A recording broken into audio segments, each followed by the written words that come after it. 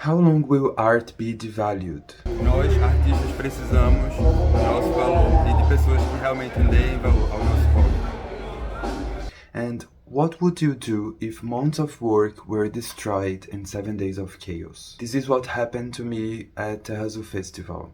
I was invited to showcase my art at this festival, which sounded like a dream opportunity to share my vision. First night of my installation art in progress. But I actually had this awful experience which I will share with you in this video. So I worked for this exhibition for 8 months. I really wanted to do my best, and then I decided to close my shop and have these artworks available with me to be part of my show, which is called TerraTundra, a portal between worlds. An immersive installation art that combines fantasy, spirituality, sustainability, and art dolls. So when I got there, the space that I would use to make my installation was really dirty, and me and my friend needed to clean all the space. Only that took like 5 hours, and we didn't even have like the cleaning tools to clean, which is really weird. I mean, I don't have a problem with cleaning the space, but it was really dirty and with a lot of dust from like wood and things like that. And it was weird enough at this point, but I didn't imagine what would happen later. Hey guys, I'm here already at the festival and we will start organizing the space for the exhibition. I just woke up. Yeah, here's the space. So I spent more than 20 hours creating the installation. I had this help of my friend Maju, but it was a lot of work, and I was really enjoying to make it because it's part of my own creative process, and the same time that I'm like in my art studio creating art, I was feeling like, okay, here I'm creating an artwork. So I would do my best to make it happen in the best way possible. But after I finished, I didn't even have the basic, which is lighting and electricity, which is really important to make my vision happen. I mean, which kind of exhibition don't have lighting? Or how could I make the projections that I made if I didn't have the electricity? Even for my art dolls with lighting, I couldn't make what I was dreaming for, and it was really frustrating. I know that it was a lack of organization from the production of the festival. They just had one team for dealing with light, and I mean, a festival needs light everywhere, and the art gallery was the space that they didn't really care about.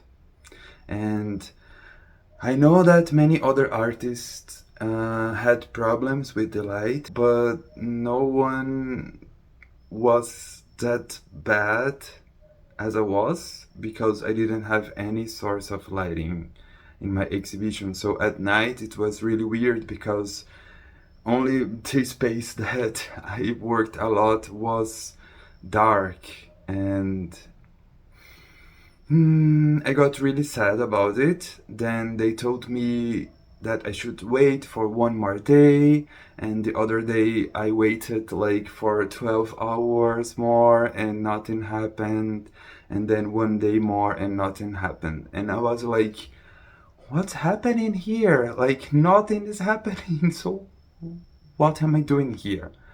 You know? Why did they invited me if they couldn't meet my basic needs? This is another topic because even food and water were a struggle, especially in the first days with endless delays and eventual removal of basic supplies. I felt invisible, unheard, and deeply disrespected. Without lighting and electricity, the core of my installation were lost to the audience. And I felt really anxious about everything that was happening at the same time because I was there for many hours every day, and I couldn't really move or do my thing, and it's really hard for my brain because I couldn't really enjoy the festival or talk to the audience that came to see my art because I was too preoccupied with the lighting and the delay of things, and oh, it was a nightmare. Some of my art dolls that I brought with me to this installation, I spent like 3 years making them. And I had a lot of work in the past few months for finishing everything for this exhibition. At some point, I was even stressed because it was a lot to deal with, not that much time. And when I get there, I don't have the basic needs. I mean, I didn't really understand why I had to work that much and to do my best, and then I didn't have like the list. I also invited this friend, Maju, who came from another city far away from the festival, to make like some live paintings and performance art with her throughout the days in the festival, and we just didn't have the vibe to go out and do our work, to show our art and create, one, because I didn't felt good at this point about everything, and two, because we actually needed to be there waiting for this lighting guy who never came. I know the curator of this gallery was also trying to help me and to help the other artists, but if the production of the festival doesn't help, how could he do something, you know? And he was also feeling really stressed, and everyone was in the same energy, which was really bad because it's my art is not about it, and the other visionary artist was there doing the best that they could as well. Including my boyfriend was there with his own exhibition, which also didn't have a proper lighting. He had some lighting, but not a proper lighting, and yeah, it was really complicated. So after 4 days of waiting and waiting and waiting, I got to my limit. At that point, I decided to dismantle my own exhibition. It was heartbreaking, but necessary. Nós, artistas, precisamos do nosso valor e de pessoas que realmente deem valor ao nosso hobby. When I saw people visiting my installation by night, and they needed to use like their cell phones to see my artwork, I was like, it's not what I was prepared for, I did my best to make this on the schedule, and I finished everything before the actual schedule, and then I couldn't. It's really hard still. I mean, some days has passed after this experience, but still I can't even talk about it without feeling all this.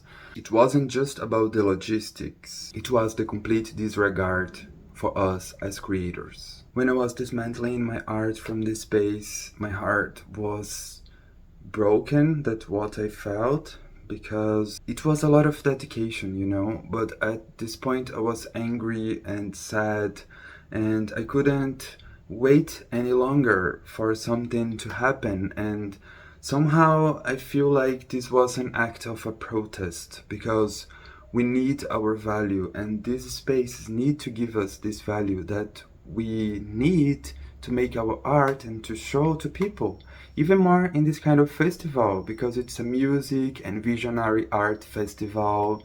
And I mean, how do they sell the marketing of the festival, talking about sustainability and art and everything, but they don't give us the basic needs to actually show?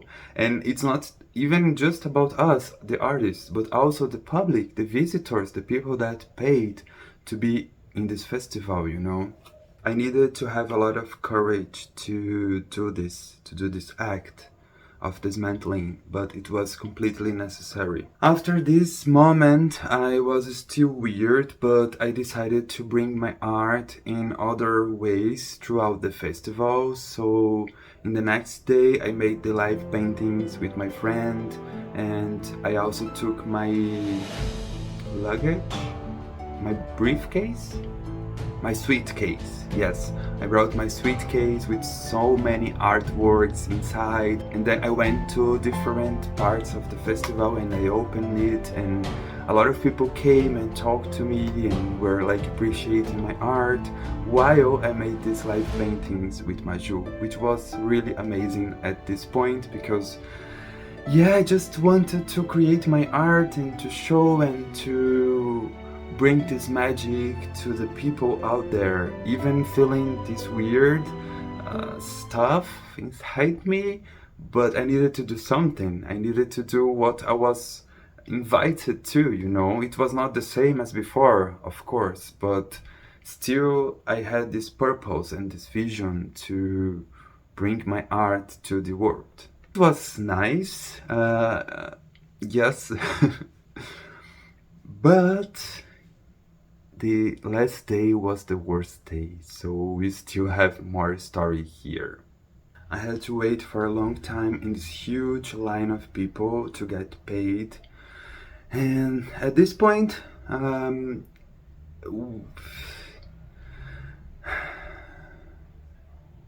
sorry guys.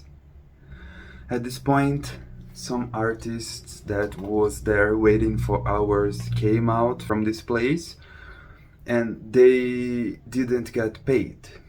Yes, that's what you are hearing right now. They didn't get paid. And I mean, after working for so many days, how do they do that to people? You know, we artists need to pay our bills, we need to buy food and buy everything that we need to keep surviving and living. And how can they do that? Because they didn't have the right lists of people, or they said, oh, but you shouldn't receive here today, or something like that. And I was really stressed when I saw this situation because I felt really bad for these artists.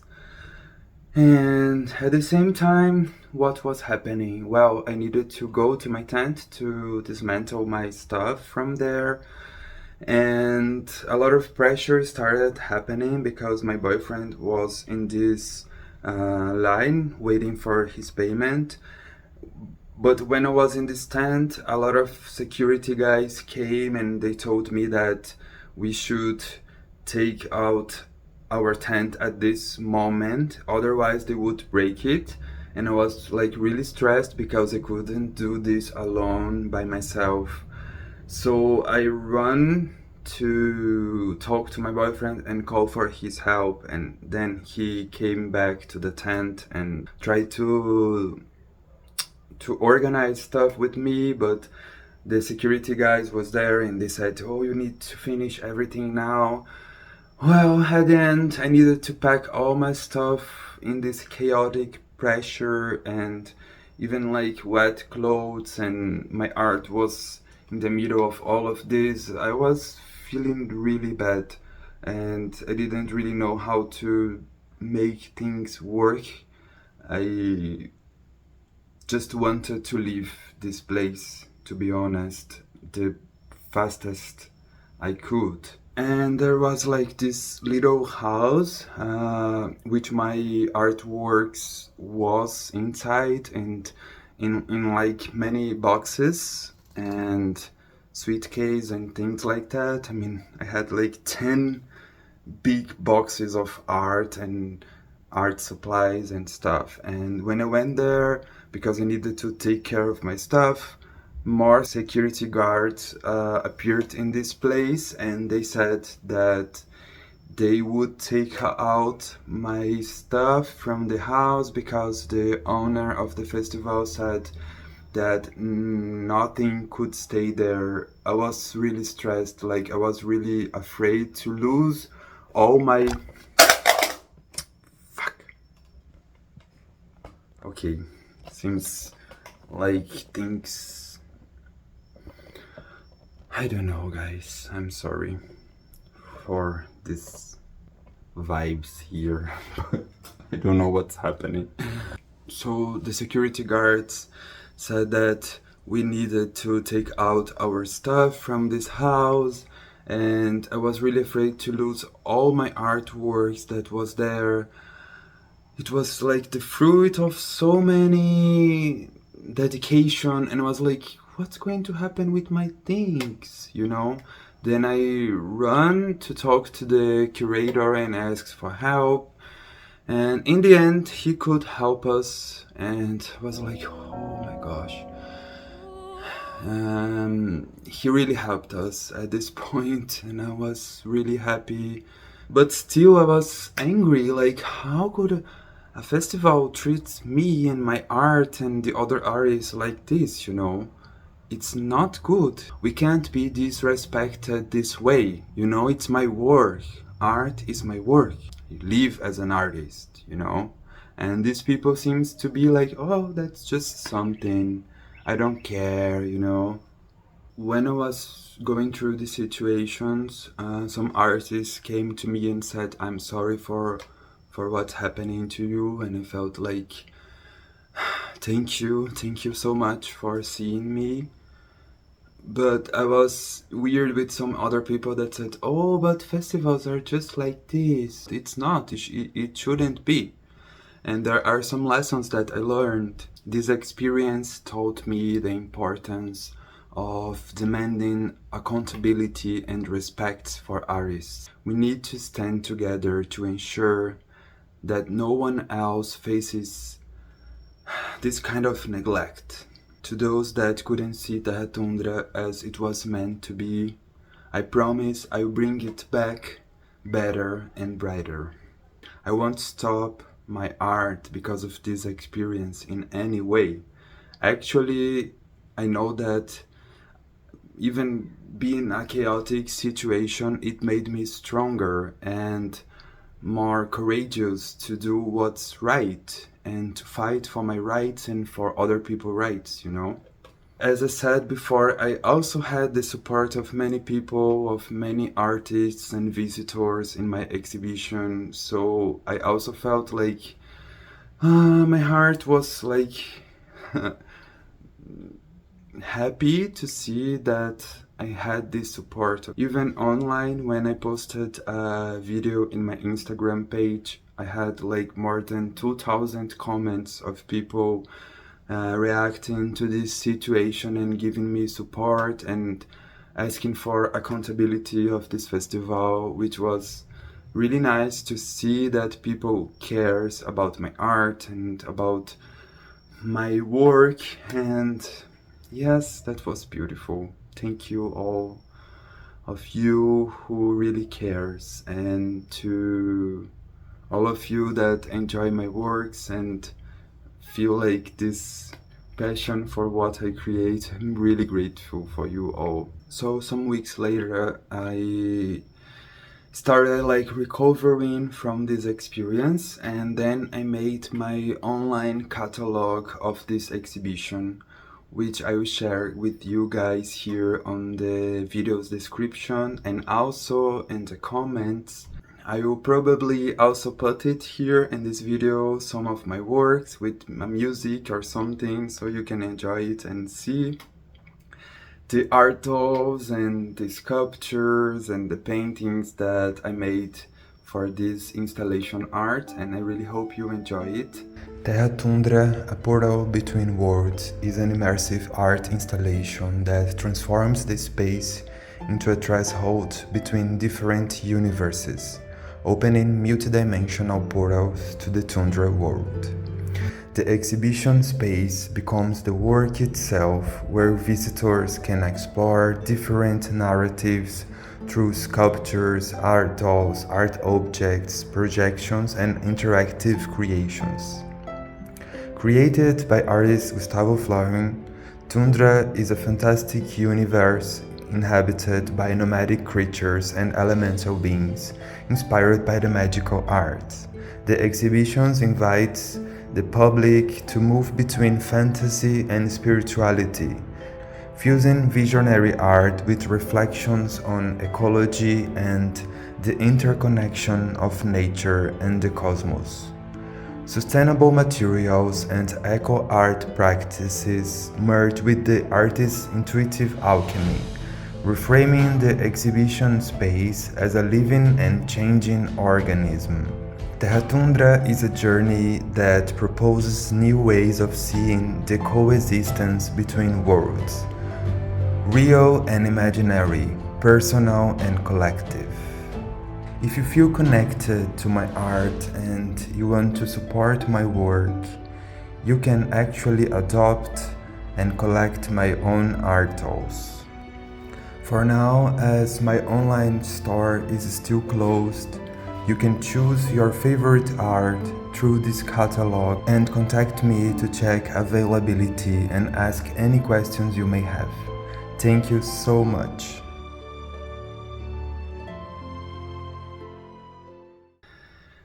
It was a beautiful creative process to make them alive, even though the situation was really hard to me, but still I'm happy with my art and I want you guys to enjoy it the best way possible. So yeah, you can see it here, including some of them are available if you want to collect my art dolls or any other artwork that I made.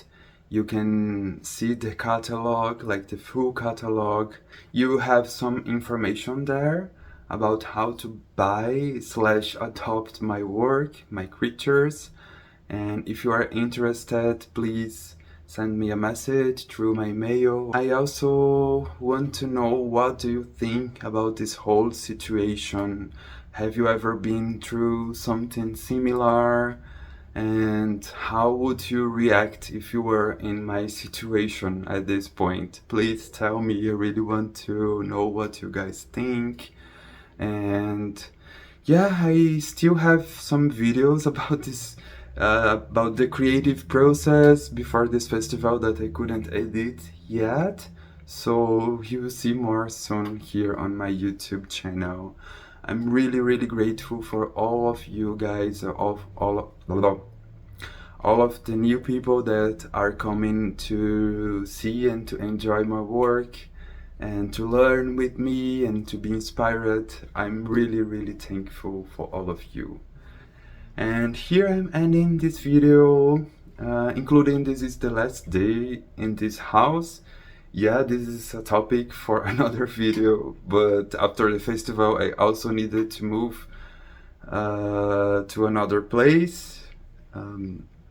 Yes, a lot of transformations at the same time. That's so crazy. So it's the final video with this set here in this house, in this art studio that I live in.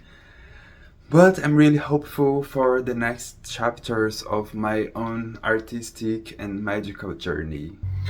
Hey guys, so I moved to my new art studio / house and I have a surprise for you guys. As I've been through all of those situations with my exhibition, I decided to make this new room as my exhibition TerraTundra, a portal between worlds. Yeah, so I'll be recreating the same exhibition that didn't work in my new place. I will invite some friends and some people to come here and meet what I've prepared so much for this installation, and I'm actually very glad right now. So stay here. In the next videos I will show you how this project came out. This is what I call resilience. I won't stop making art and I will do my best here right now. So I will show you guys soon. Bye!